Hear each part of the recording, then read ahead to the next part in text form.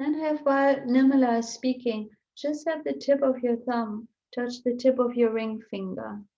Just the tip of your ring fingers. Good, and then we're ready for you, Nirmala. Thank you, Siddhi.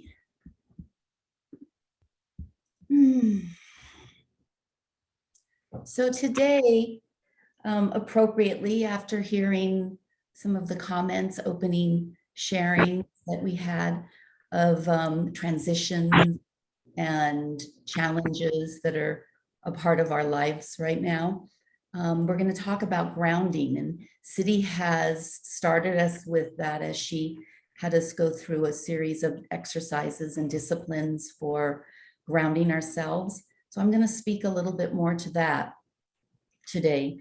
So science has caught up with the ancient yogic teachings that the world, as we understand it, everything in this world is merely energy in varying wavelengths. And quantum physics, as that has come on the scene, opened up the whole subtlest of energy understanding, that it isn't just the gross physical energy that we see in movement and energy, but it's the subtle also.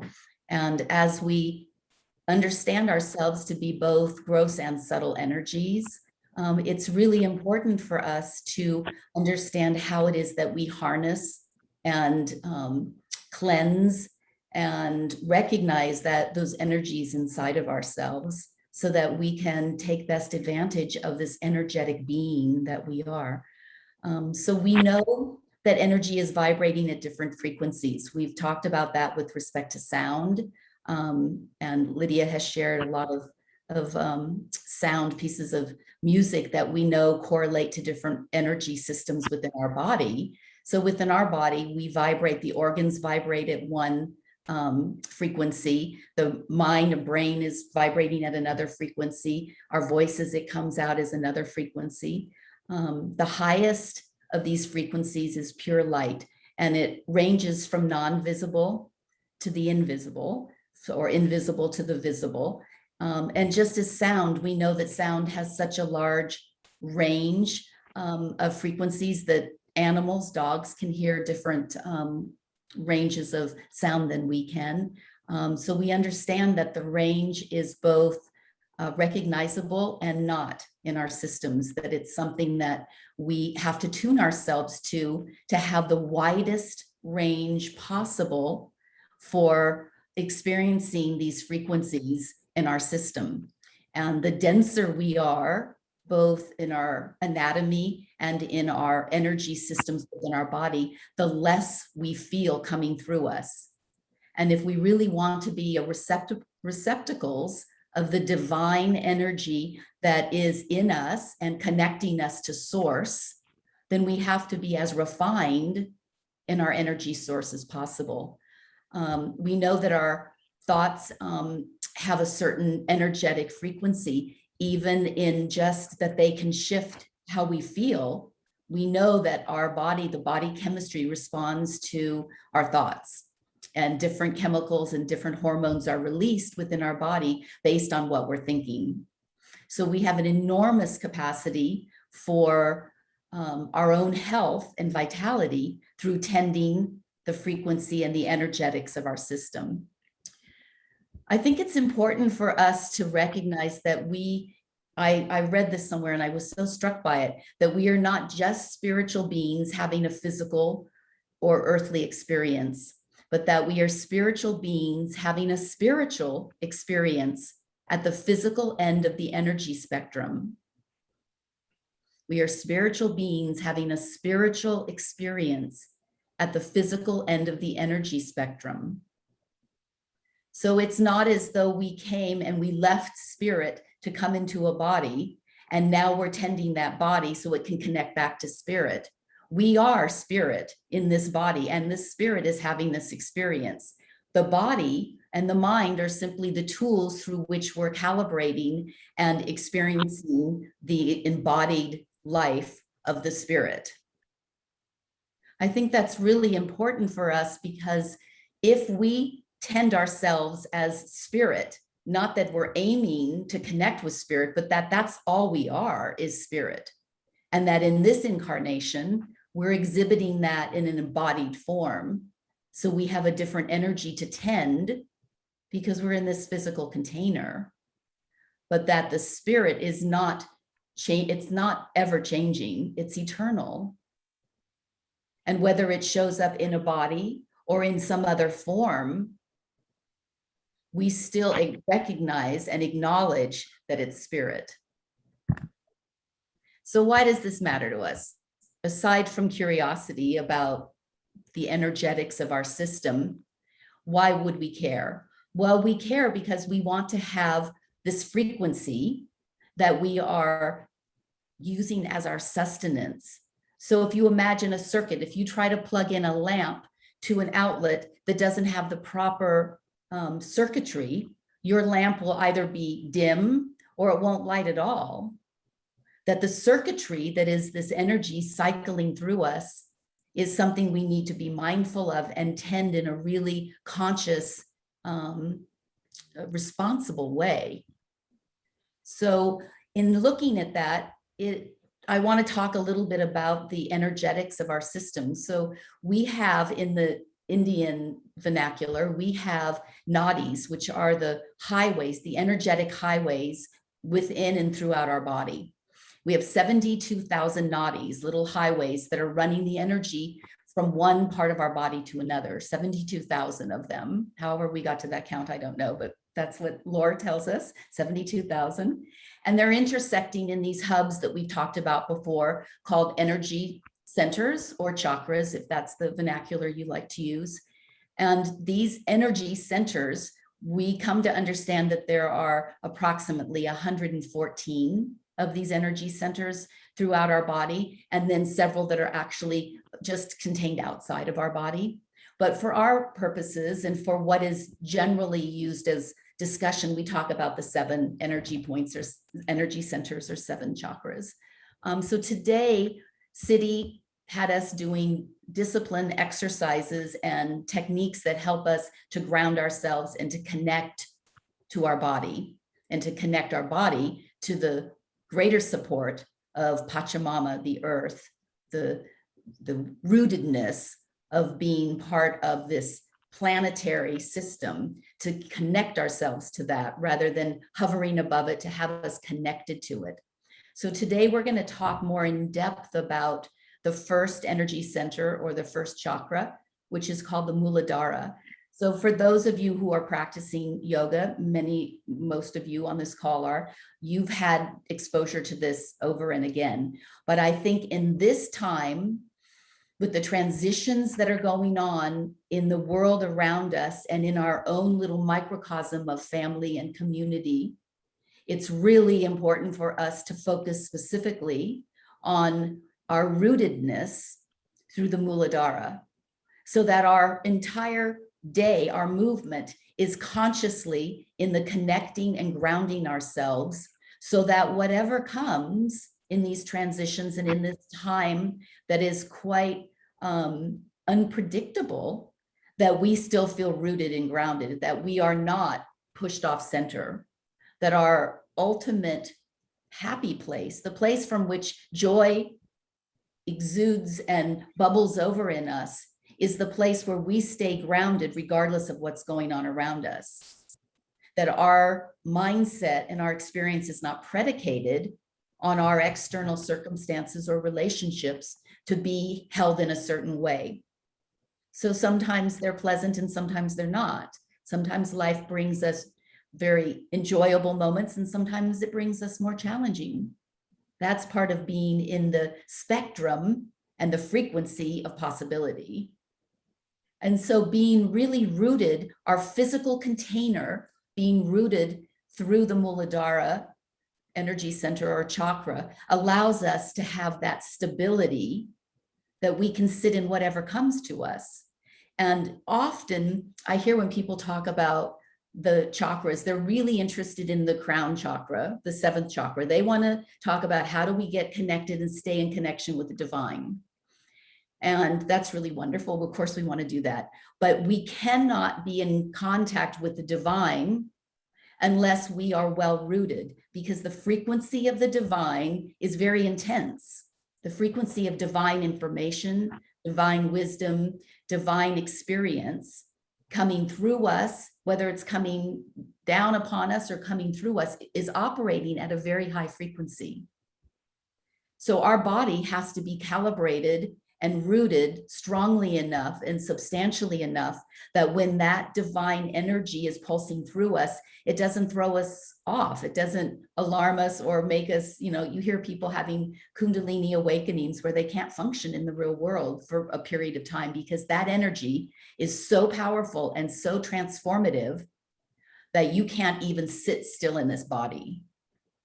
And one of the ways for us to be inviting in that divine experience is to keep our bodies so rooted and grounded that as it's subtly increasing in us, we don't feel like we're having an unusual experience.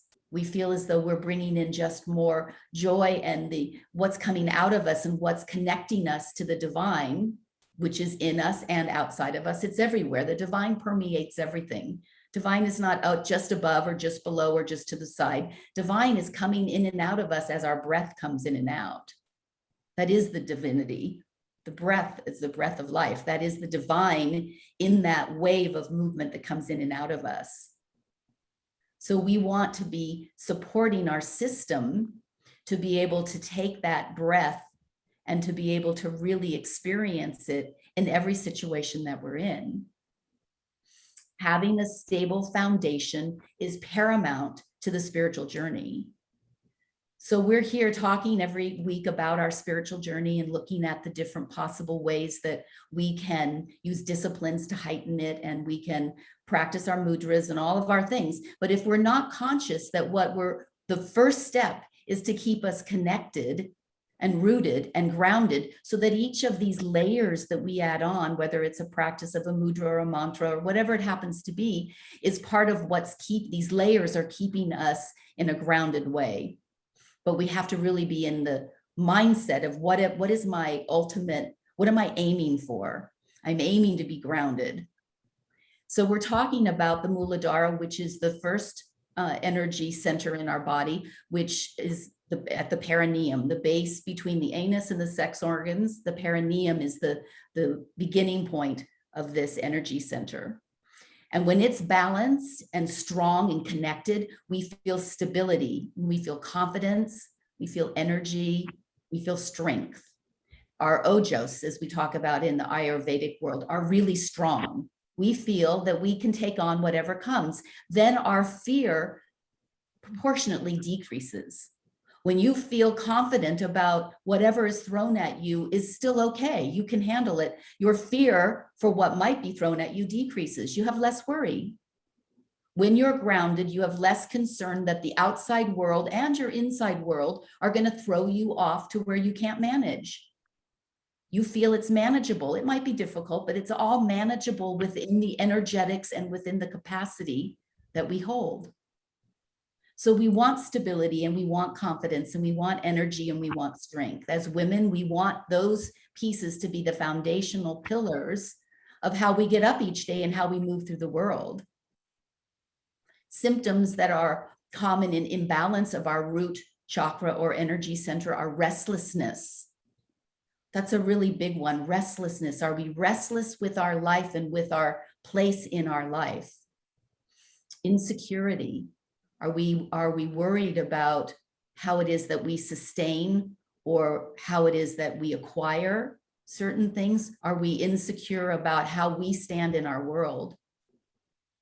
Anger, aggression, impatience is another one. When the system is not grounded, it's very easy to go into impatience because anything that comes that's out of sorts for us throws us off. So we're impatient with the resolution of things or with even the conversation. Someone's not delivering something quickly enough to us, whether it's something in physical form or it's an idea or it's, whatever it happens to be, it's not being delivered to us in our timeline. We're impatient. Impatience, restlessness, insecurity, and an obsession with the outside world, with the material world. I know it's a time when we're internet so much more.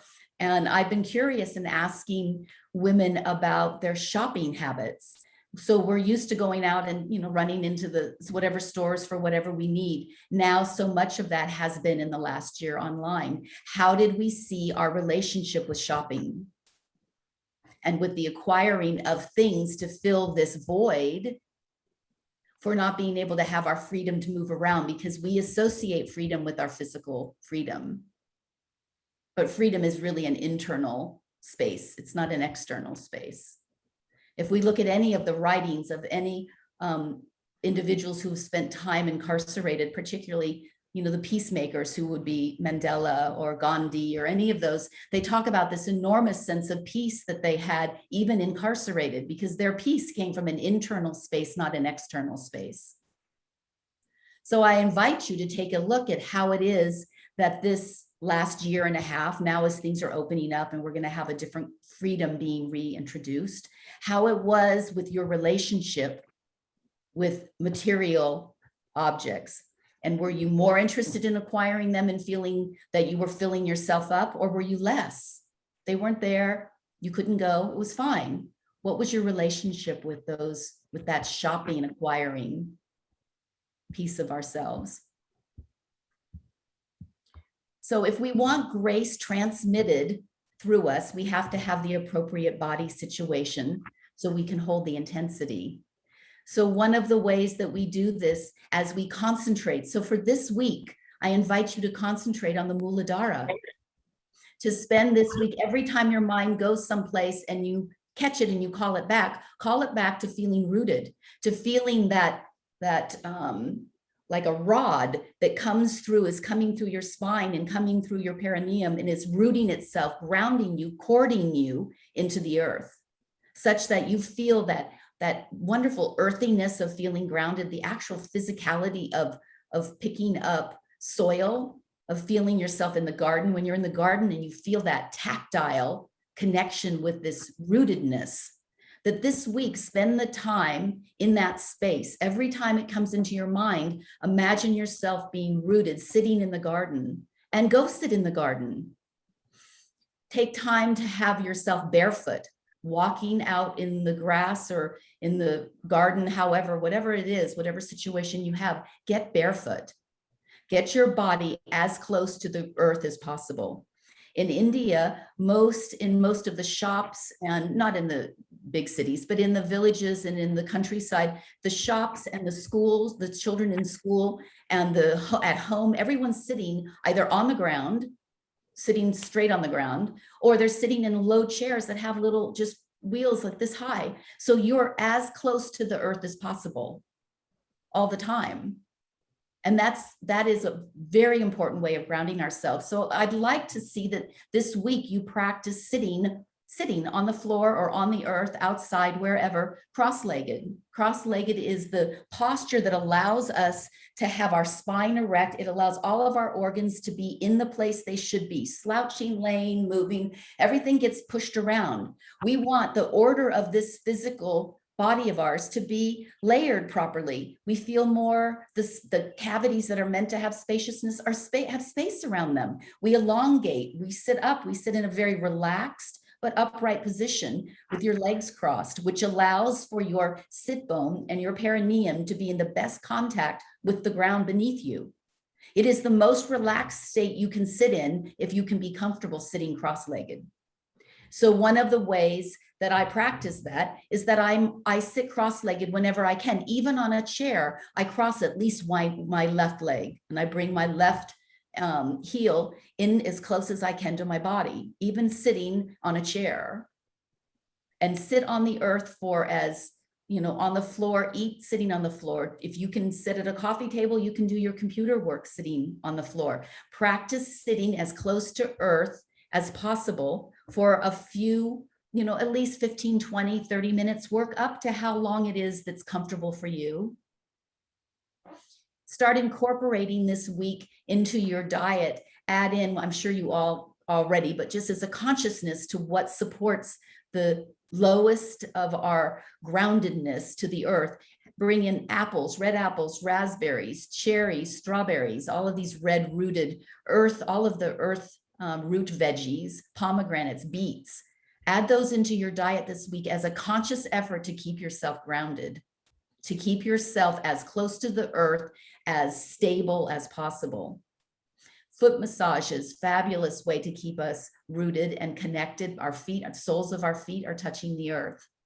Have the soles of your feet rubbed, massage them using oils. Use cedar essential oils, frankincense, patchouli, vetiver. These are all earthy, grounding scents that remind you to stay in your body, grounded and centered. This week, practice being centered. Don't worry about the other chakras and energy centers. Just worry about the Moulidara and staying as centered and grounded as possible, using the mudra that Siddhi has introduced and the sitting cross-legged, and see how that brings you into alignment with and into a sense of stability and security and just rootedness to whatever life brings you this week. And then let's see how that works for us. Beautiful. Before we start, thank you, Namala. I think it's important because for some people, sitting cross-legged is hard. Yeah, so, and often what I see, students just take a blanket and then they place the blanket like this onto the ground and sit on the edge. I recommend that you take a blanket and you fold it so that it's like a triangle, because then you put your tailbone here at the edge of the triangle, and what happens is that automatically you open up in your hips. So that will help you also to sit more straight, because if there is a compromise in the lower back, it's so hard to sit with a straight spine on the ground. Let's face it. Yeah, so but this will help you to be a little elevated.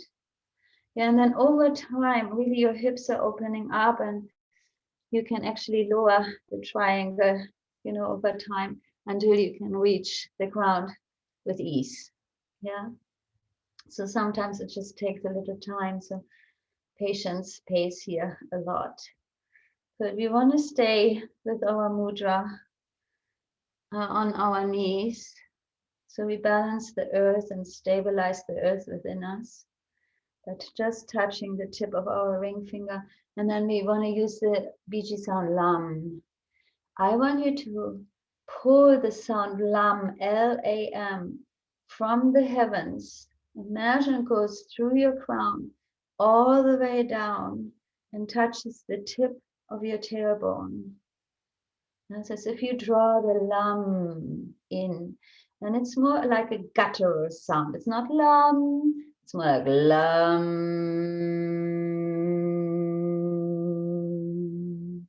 lam.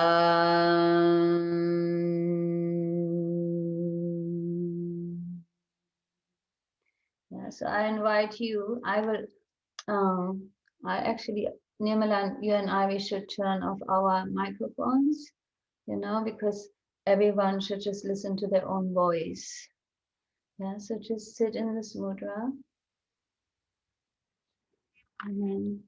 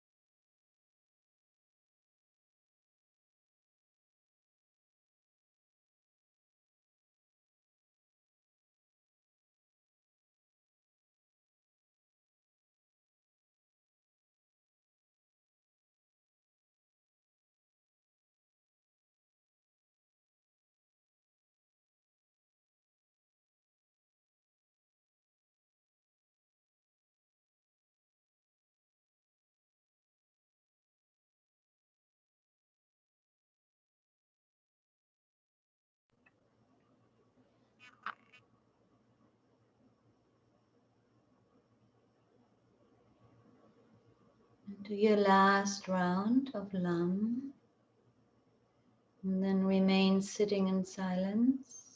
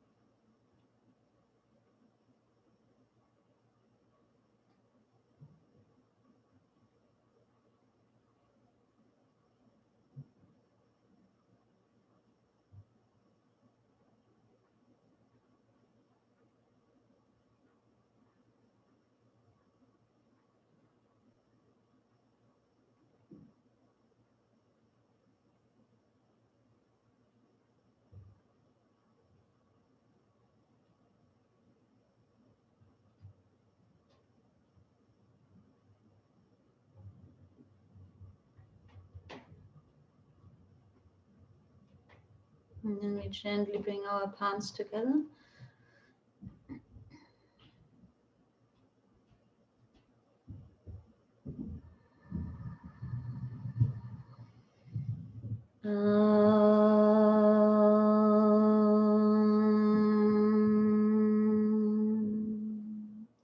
Shanti, Shanti, Shanti.